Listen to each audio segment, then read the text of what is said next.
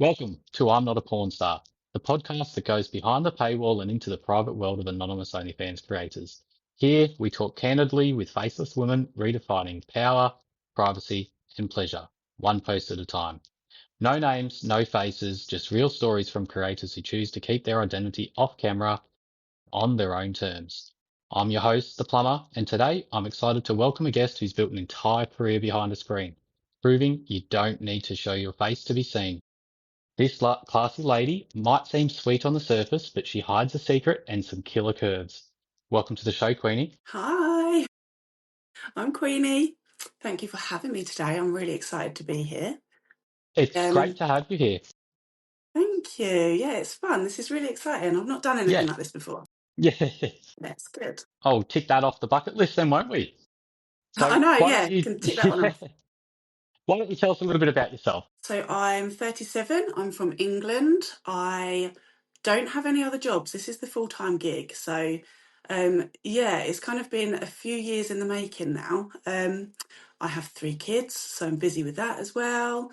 And yeah, just a busy woman, really. Yeah, yep. It sounds like you've been incredibly busy. If this is your full-time job and you've got 3 kids on top of that, that'd be Yeah, crazy. it's So busy. It's a busy life. yeah, yeah. So what got you start? What made you start an OnlyFans? What inspired you for it? Do you know what? So it's funny, a bit of a funny story, really. We were in COVID, to be fair, when I first ever thought about doing anything like this. And I was on maternity leave. We hit COVID. I was stuck indoors. I was living in an apartment, so didn't have a house at the time, didn't have a garden. And I was just thinking that this just isn't the life for me. So I mean, it was very early days. And when I look back on it now, it was really quite funny. But I thought, "Do you know what? I'll start a foot account. I'll sell pictures of my feet." And I had no idea what I was doing, none whatsoever. And so that fizzled out quite quickly. I did everything wrong on social media. I was hashtagging things I shouldn't have been hashtagging. And yeah, it didn't work. So I parked it and thought, oh, it's not going to happen. And I left it for a little while. And then we'd come out of COVID. I had had another baby by this point, and I was on maternity leave, and I didn't want to go back. I didn't want Yeah, to be back in the office trying to figure out childcare and this and that and running around. I thought, no, I'm not doing it. And at the time, I was actually on a Facebook group that was kind of set up for women. It was a big community of women, and one of the ladies on there had asked about extra ways to earn some income.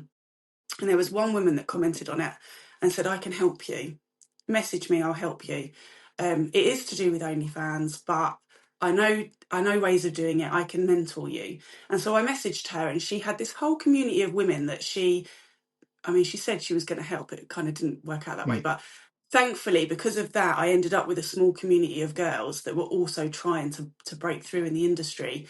And I still speak to a few of them now. And yeah, it just kind of took off from there. And it took a little while to get off the ground. But with those other ladies bouncing off ideas, eventually something took off for me. And yeah, kind of I managed to get myself to a point where when I was due back at work, I didn't need to go back. So I was so thankful for that. oh, that's awesome. So you sort of had a bit of a false start there during COVID, and then you decided Yeah. just And you know what? I'd I'll forgotten about it, and I found all the awful pictures that I'd taken like years later and thought, oh God, what was she doing? She didn't know what she was doing.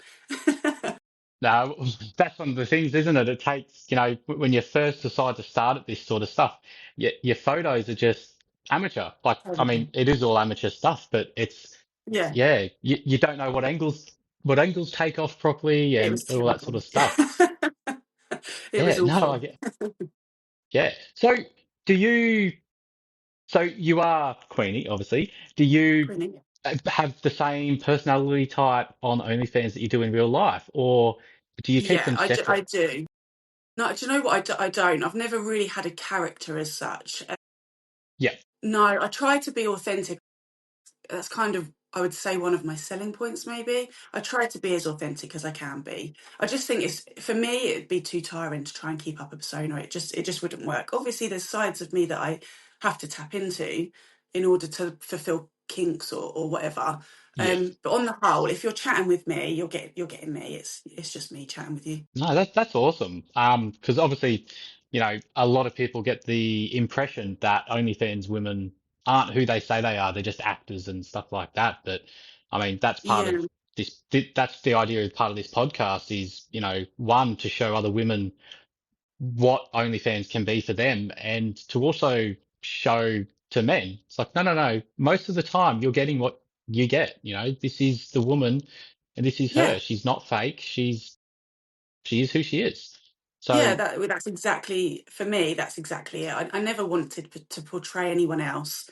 I did. I mean, obviously, Queenie. I picked the name Queenie, but other than that, yeah, it's just me. yeah, no, I love that. I love that. So what what is one of your biggest fears or hesitations when you started, getting into the OnlyFans? I guess maybe from the second time when you gave it a real crack. Yeah, I think obviously being faceless, I try to remain anonymous. Although if somebody I knew was to stumble across my page, they would know it was me. I've got tattoos, and Yeah, I think they'd know. But probably for me, it's just protecting my family. That would be my yep, main um, worry. Really, I just wouldn't want my family to experience any kind of negative judgment or treatment because of what I'm doing. yeah. No, I fully understand that. What would Yeah. be, at what point did you sit back and realize that you're really good at this? When did you start to realize that the hard work's paying off and you're starting to go somewhere with it? You know what I mean? Yeah, so when I first started, I kind of dabbled in it to begin with. Kind of, I wanted to do it, but I was a little bit nervous of doing it. Wasn't really sure what I was doing, and it took a few months really of talking to these other ladies and getting some ideas together and some advice from them. And then eventually, it was TikTok was big at the time, and I managed to, with a little bit of advice from a couple of the girls, change the way I was filming, and one of my accounts took off really quite well overnight really, and Yeah, my account grew really quickly. It's the most growth I've ever seen, and it literally happened within about 2 weeks. It was, yeah, skyrocketed. And I think at that point I think, wow, I can do this. But I still had so much to learn. Like I wish I knew yeah, then what I yeah, know now. It's just that experience of how to deal with everything that was happening. Like my pages were very busy, and that was hard to deal with because I've only ever ran my page myself. I don't have any help. It's just me. Um, so yeah, that was a little bit overwhelming, but in a good way. yeah. I suppose that would have been the time I thought, yeah, I think maybe I can do this. Yeah, that minute where everything's happening and it's so chaotic and hectic, and you just all of a sudden you just go, I'm doing quite well at this. It's Yeah, a sign of success. When you're really, really busy with it, it can be a sign of success. So yeah, exactly that. You're kind of in the moment though. Maybe I didn't realize at the time what that meant for me, but yeah. yeah, just super grateful that it happened. No, that's pretty good. So amongst all of that, success that you've had and that realization that you can really do it, how do you maintain the secret side of it? How do you maintain staying as a faceless creator? And how do you hide it on the personal side? Because I'm assuming that your friends and family won't know what you're doing. So, No, but so you're going to have nobody knows. yeah, so you'd have so much extra money coming in from the side as well, I'm assuming. And it's like, how do you keep that, a bit of a Yeah. secret? So what do you do? So in terms of, well, I tell them I've got a vanilla job, and I tell them I've got an all right vanilla job. So that's how I'm getting the Yeah, money that I'm getting. um, Yeah, I don't know. I just that like I said before, keeping my family yeah, safe, that's my running drive. That's why I remain to stay faceless. Um yeah, so yeah, I just use that as my motivation really. I don't want I've never wanted to show my face, so I don't think that that's anything yeah, that's ever going to be on the table. And that's yeah, I just keep myself doing what I'm doing behind my phone, yeah, despite all the comments asking me to move it. um, yeah, and same with my personal life. I just don't really touch on it. I'm kind of vague about what I'm yeah, doing and when yeah, I'm doing it. But obviously, the yeah. days that I'm filming, I'll make sure that like my family, for example, they think that I'm working, so they're not going to turn up at my door, thankfully. Well, that would be the worst thing to ever happen is someone just showing up and going, Yeah, I know what you do for a living now, which yeah, kind of that comes wouldn't to be the fun. next. Yeah, it falls into the next question. Have you ever had a close call of someone you know or close to you or a friend or a family member discovering you, or is it something that you No, haven't I had? haven't. I've been really lucky so far. I haven't had, or not that I know of, I haven't had anybody come across my profile or anything. I did accidentally once on my personal Instagram, on my story, put my link, but I realised as I was uploading it, so I was like, delete, delete, delete that. So I did that once, and that was a bit of a panic. But other than that, no, not really, not that I know of anyway. I don't think anyone I know has any inklings. I don't know. Hopefully not. No, that's really good. That is really good. But what would your plan be if you were discovered, for example? Like maybe you don't have a plan, but I'm sure you've thought about it. Yeah, I have. Obviously, it would probably be panic initially, but I think I just have to own it. Like it's not something I'm going to be giving up anytime soon. So at that point, I'd probably just have to hold my hands up. This is what I'm doing. Um, yeah, there's not much more in my mind that I'd be able to do because it's not something I'm going to stop. Yeah, just take it on and say, yep, you know what, this is what I do, deal with it Yeah, and move on from there. So yeah, how exactly that. how how do you keep your fans engaged without showing your face?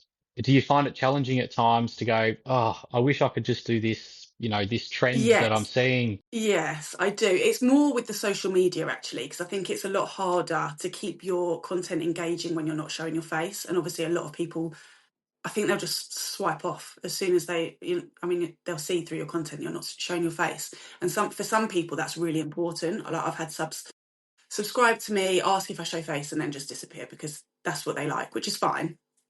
So it does make it difficult. And then there is certain trends that you'd need to be full in frame, and you just can't do it. So that's tricky. And also, I suppose with filming, sometimes you just you can't do some of the frames you'd like or some of the setups you'd like to do. Like if somebody wants role play or I don't know, they might ask for full body in something and you just can't do it. So that can be a bit of a challenge at times. Yeah, I really do understand that, how it can be really difficult sometimes to get just the right shot in a certain outfit or shoot the right Yeah, scene without your face being in it. I can really see how that would be quite difficult to tricky. achieve at Yeah. times. So speaking of that, what content works best for you? What sort of, you know, when you're making content or you're making a video or some photo sets, what are you leaning towards mostly because you know that it works for you best? So in terms of like social media, I try different things, but it's so hard because you very often you need, yeah, you do just need yourself in full frame. But a lot of it is quite close up. So like what you're seeing now, it'll be kind of this kind of amount of body, I suppose, or maybe a little bit longer because summer dress season. I want to try and get as much of the dress in as possible.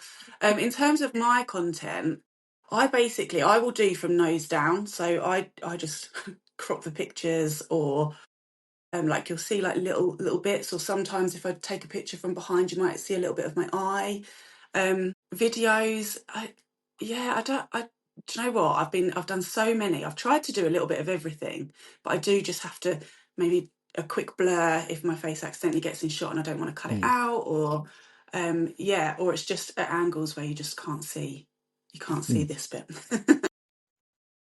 No, okay, yeah, no, get that. So how do you plan your content? Do you sit down and sort of write a big diary and notebook and go, oh, I'm going to do this and this and this, or do you just sort of just do what comes natural on a day? It's really good light outside. I'm going to take a photo of my great ass, or how do you plan out what you're doing? A little bit of both, a little bit. So I have set days that I have for filming, and what I will do very often I'll do like a lingerie order, and I'll go through and I'll write down which sets I've got, and then I'll plan ahead for the following day if I've got content sessions. So I'll make sure like I take some photos in it, I take some little clips in it, some social media stuff in it. And then if I'm going to take a video, sometimes I just wing it and just go for it and just do whatever I fancy in that moment.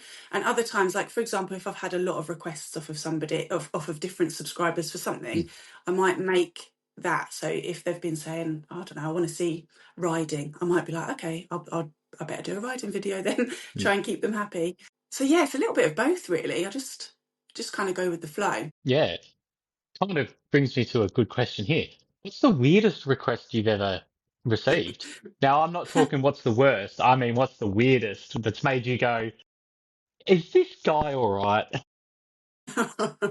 Well, I've had yeah, I mean, we do get weird requests.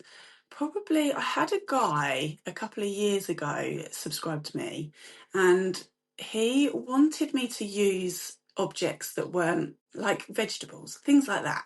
And I did actually have a carrot dildo that I've used for Easter content, and so I'm not sticking anything like a cucumber up there. It's not happening. But I did say Mm. I'll use this carrot. But he wanted me to do things like scream his name, scream it as loud as I could, which I don't know, it was a bit awkward. I'm not going to lie.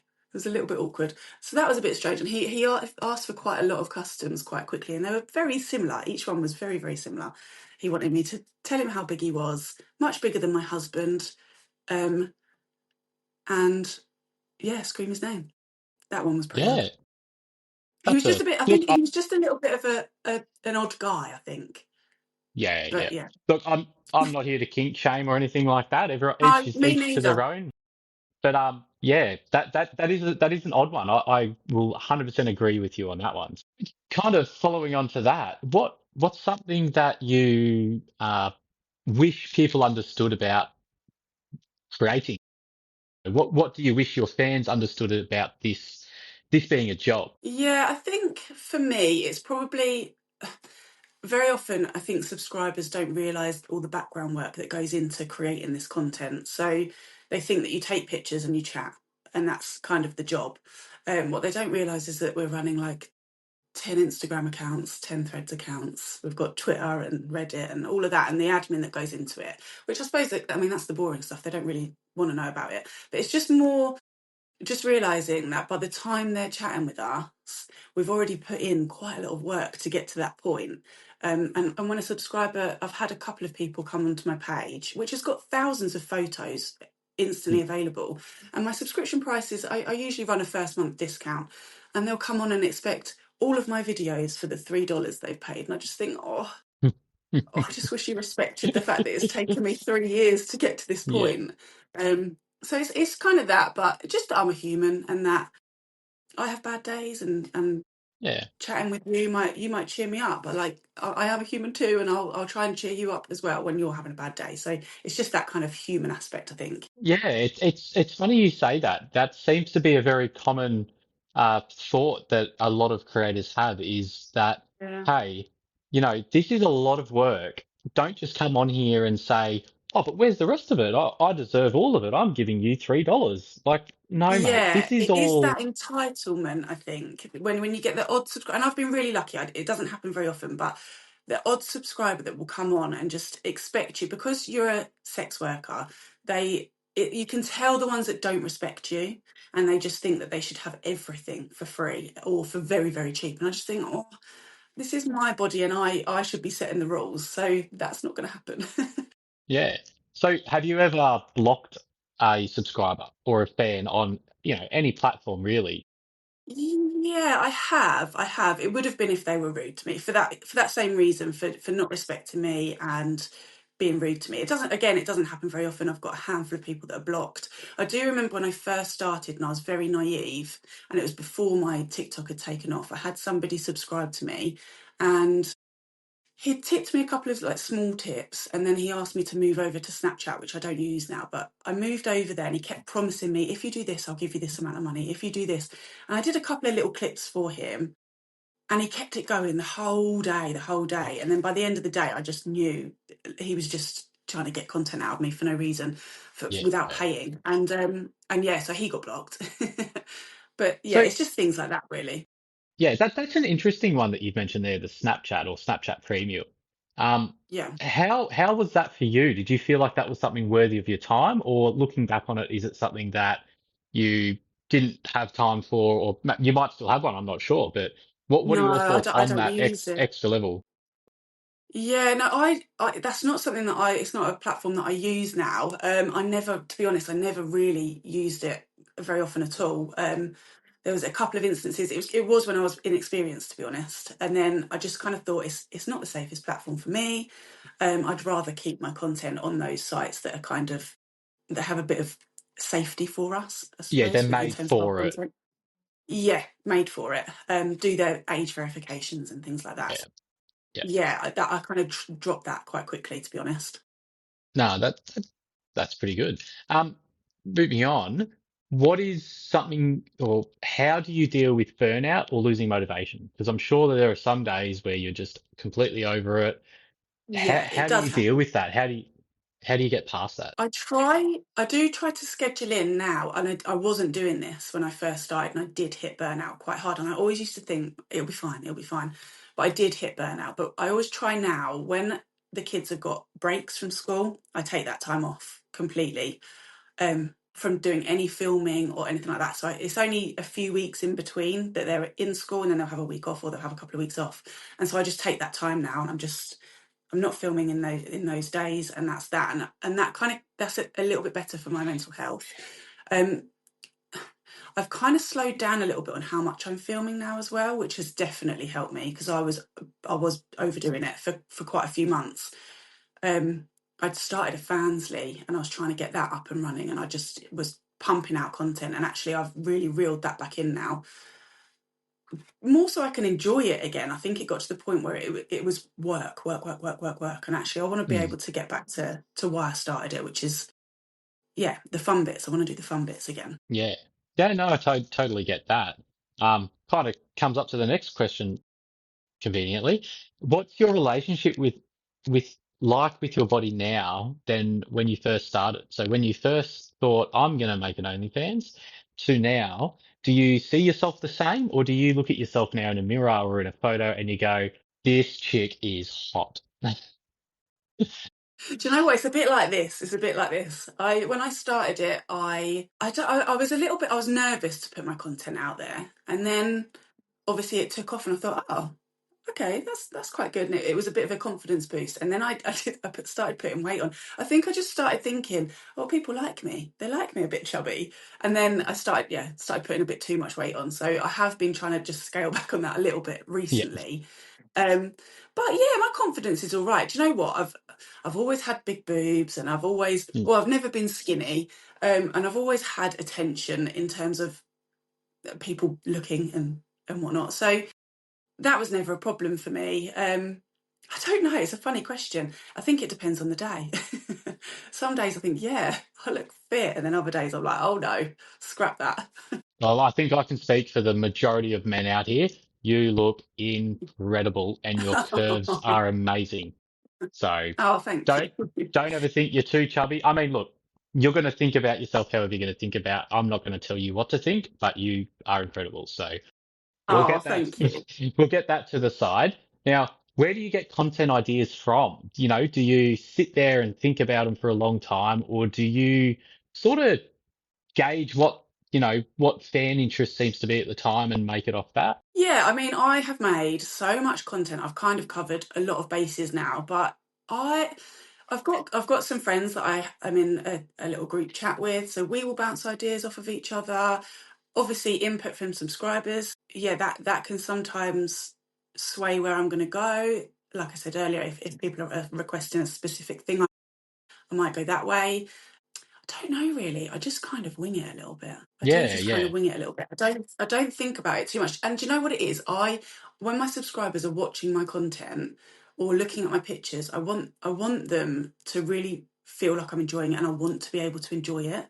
And so I think that's why I like to do it as it happens, because it's authentic then, and they're really seeing me enjoying myself. So that's kind of how I play it, really. yeah. You're doing what feels right for you to be doing and what feels Yeah. good. And I mean, it works, obviously, so you're pretty successful. Um, can, would you or do you collaborate with other, anonymous creators? Is it something you've done or you're looking to do, or, because that's So I obviously have. Sorry, go ahead. no, so that obviously that's like a step in someone's career in this sort of industry. It's you do all the solo, you do the boy girl, and then you start moving into you know, more niche stuff. And I guess collabs is probably one of those things. Yeah, so I haven't done any faceless well, I say I haven't done any faceless. So I have got my best friend who I met through doing this. I speak to her all day, every day. I have met up with her a couple of times and we have done videos, but she shows face and I don't. And so we would have to film it so that I was kind of out of shot a little bit. It works because I'm a lot taller than her. She's really petite. So yeah, she will show her face and I don't. And we've managed to make that work, but it's not super explicit. It's kind of teasy, kind of best friends kind of vibe. We've done a few Yeah. videos together. But yeah, that was really fun and really, really enjoyable. We did another trip with a few girls and I was the only faceless, oh no, there was one other faceless creator, but she wasn't, um, she wasn't, I think she was there for the experience rather than filming content. I think she wanted to get in with the girls and enjoy that social side of it rather than filming content together.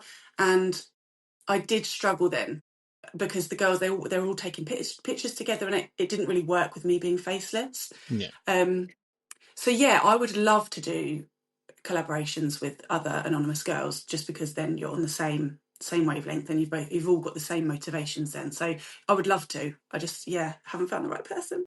Yeah. Oh, well, you never know what's going to come out of this. So True. what's a video or a set that you're really proud of? What do you think is your best work? Oh, do you know what? I'm not sure. Maybe some of my role play stuff. I think because initially when I started doing the acting side of things, like I am not an actor or an actress. That's not really my thing at all. I didn't enjoy any of that drama or anything at school. And so learning to do that when you're having to pretend someone else is there, that was kind of a bit of an achievement for me. And I actually enjoy doing the role play ones now, or like the point of view ones where like the camera is like your point of view. Um, so yeah, probably that kind of style of video is something that I'd be proud of. Yeah. Okay. That's pretty interesting that you say that. I mean, everyone's got their own thoughts on what they like, but I quite like that answer. You know, you've had to use some creativity with the role play side of things as Yeah. well. So, I mean, some people have answered and said, "Oh, I've got this one photo and the sun hit just right and it's my favorite." But yours is more of a creativity based, and that's really cool. Think because it was just so initially it was I would have to think about it, think about what I was going to say. I used to write bits out on bits of paper so that I didn't, because I used to get a little bit like deer in headlights, I'd go Yeah. blank. Whereas now I don't need to do that. I can just ad lib it and go for it, which I suppose is a bit of a I don't know the word, development for me, I suppose. Hmm. Hmm.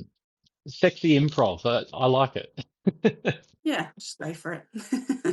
Yeah. So, how has doing OnlyFans affected your mental health? Have you, do you consider yourself better off mentally, or no real change, it doesn't affect you, or I do you know it's not so much the OnlyFans side of it because that's I find the taking the pictures and the videos that doesn't it's not stressful for me. I enjoy that bit of it. It's more the fact that I'm running my own business and I'm in charge of my own income, and that at times can be very stressful. But I think that would be the same if I was doing any business. So it's just really trying to keep pushing and make sure that it's sustainable and that it's going to support me how I need it to. So that's probably where I struggle the most. But yeah, and I'm not like significantly worse or significantly better. It's just one of those things. It's just life, isn't it? yeah, it's just in a way a bit like a job. It's not detrimental to your mental health, but it's not making it all sunshine and roses for you. So No, I yeah. fully understand that. So what's something you've discovered about yourself since starting this OnlyFans journey? I think it's probably that I can trust my gut and my intuition. Just things like new platforms that come out, I make a Hmm. decision quite quickly on it. And so far, I've been quite lucky with how that's turned out. So yeah, just to trust myself, or even like vibes I get from subscribers, or just I just trust my gut and trust my instinct, and I kind of trust that I know that the decisions I make are going to serve me well. Yeah. So that's great. So you've got confidence in what you're doing. You know what you're Yeah, doing, and you believe in yourself. That's really that's good. it. So what do the next couple of years look like for you? Are you got any grand plans, or are you just going to keep going how you're going? Yeah, I mean, obviously, I would like to elevate a little bit. I think that's always the motivation to keep going. The next few years, I'd like to carry on doing this. Really, I think, and just yeah, get myself into a position where then maybe I can branch out and do a different business alongside it. Maybe I can't imagine not doing this. I can't imagine dropping it entirely out of my life. It's just Yeah, such a big part of my life now. But yeah, I think just keep pushing for the next couple of years for sure. yeah. What would you do if being anonymous was no longer an option? I don't know. Let's just say, for example, the law comes out and you have to have your face in stuff, otherwise you can't do it. Oh Would god, you continue doing that's this, hard. or would you have to pull the pin? Do you know what? I don't know. I would have to cross that bridge when I come to it because it's not a plan of mine to become where I show my face. I don't know. If I had to by law, that's a really hard question. If I had to by law. Oh, I think I would have to step back and try and figure out a different way of working. I don't know. Yeah, I wouldn't go full face. No, that's a pretty. I'm trying to think of the word here. I've got it in on the tip of my tongue. It's a pretty commendable thing. You know, you've got a value, and that's not to come out and show your face, and you're willing Yeah, to stand by it to that degree. Um, yeah, what that's my does boundary. what does life look like after OnlyFans for you? I mean, there's going to come a day where you can't do it anymore. You decide to give it up, or I'm old and saggy. OnlyFans Can't closes do it its anymore. yeah, OnlyFans closes its doors, for example. What have you thought about that much, or is it just something yeah Do not you even know on your what? mind? I have thought about it. I feel like I would always like to be in this industry somehow. So whether that's helping other girls build their careers or yeah, social media consultancy or I don't know. There's definitely some other way that I could work around it, I think. That's kind of in the next 5 years, I would like to get myself in a position where yeah, I could maybe take a little step back and focus my energies elsewhere. But yeah, I definitely, I think because of my experience now doing this, it would be hard to walk away from it entirely. So yeah, I would love to be able to help other people get success as well. Yeah, well, that's one of the things about it. You know, you learn so much marketing and how to sell stuff. You can go off and it'd be so good if it was a university course because you'd come out of it with with a degree in sales and marketing because that's exactly what you have to do. That's This is it. 98% of the job. It's selling yourself, so to speak, and marketing yourself so that people go, I need to see what's under those clothes. Yeah, Look, exactly. we're at the final question now, and it kind of ties in with exactly, you know, your sort of your what you will do after OnlyFans.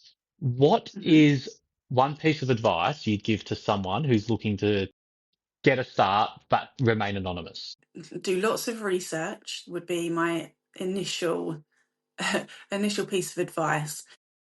Buckle up because you're going to have to work very, very hard and be prepared to not be anonymous and to be found out. I think if it was going to ruin your life if you were found out, I think it's probably best to not try it, if I'm honest. Yeah, no, I get that. What are your thoughts on the understanding that when you go to start this, it's not you're not going to make money on day one or week one or week five. It takes a lot of Yeah, hard work before anything yeah, actually comes of it. yeah. It's hard work, and you know when I go back to when I first started, we had this support group with quite a few women that were trying to start, and a couple of us had managed to kind of break social media a little bit and kind of get a little bit of um, get the views and stuff on social media, and then a few of them were really struggling, and so we ended up really mentoring them girls for a few months. And I just think you have to be so ready for it at some point something will happen, and something will happen, a page will take off, your social media will take off, and you can make good money, but until that point you have to be prepared to work for it could be nothing. Yeah, yeah, no, that's the thing. You've got to dig in, you've got to persevere through it because there's going to be Yeah, a lot of shit before you get to the good stuff. It is hard. It's hard, and I think that's people think it's really easy money and think, oh, I can do that. It's hard. It is hard work.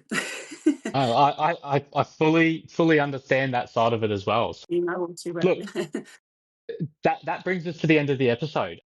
Look, I'd like to really thank you for coming on. I've really loved chatting with you. You've got some really good insights into the side of OnlyFans. I thank you for the trust you've placed within us to, share your story. Yeah, I thank you. Oh, thank you. Thank you for having me. I feel really like privileged. I was really happy when you asked. No, all good. All right, we'll wrap it up there. I'd like to thank anyone who's watching this. Please, let us know if you love it and give us a follow. Cheers.